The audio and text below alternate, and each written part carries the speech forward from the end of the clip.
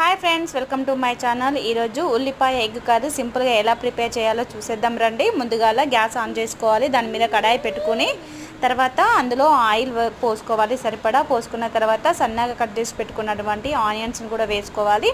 వేసుకొని అవి మగ్గిన తర్వాత కొంచెం అంతా పసుపు వేసుకోవాలి. చిటికెడు వేసుకొని ఒకసారి కలబెట్టుకోవాలి. కలబెట్టుకున్న తర్వాత మూత పెట్టుకొని కొద్దిసేపు మగ్గించుకోవాలి. మగ్గించిన తర్వాత రుచికి సరిపడా సాల్ట్ వేసుకోవాలి. వేసుకొని ఒకసారి కలుపుకొని మూత పెట్టి కొద్దిసేపు మగ్గనివ్వాలి.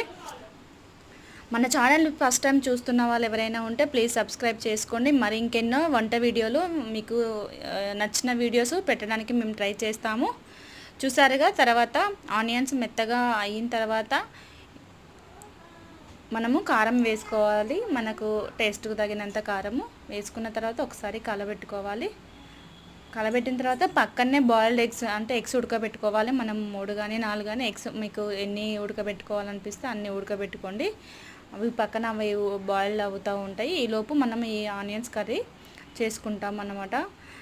ఉల్లిపాయలు అలా మగ్గిన తర్వాత కొంచెం వాటర్ పోసుకోవాలన్నమాట. నేను చింతపులుసుకు బదులు వాటర్ పోసుకున్నాను. కొంచెం గ్రేవీ అయితే సరిపోతుందని చెప్పేసి కొంచెం వాటర్ పోసుకొని ఆ వాటర్ మొత్తము మగ్గేదాకా ఆనియన్స్ మెత్తగా అయ్యేంత వరకు ఉడికించుకోవాలి. ఉడికించుకున్న తర్వాత పక్కనే ఉడకబెట్టుకున్నటువంటి ఆనియన్ కోడిగుడ్లు కూడా వేసుకోవాలి. కొంచెం గరం మసాలా వేసుకుంటే simple onion egg curry prepare అయినట్లే. మీరు కూడా తప్పకుండా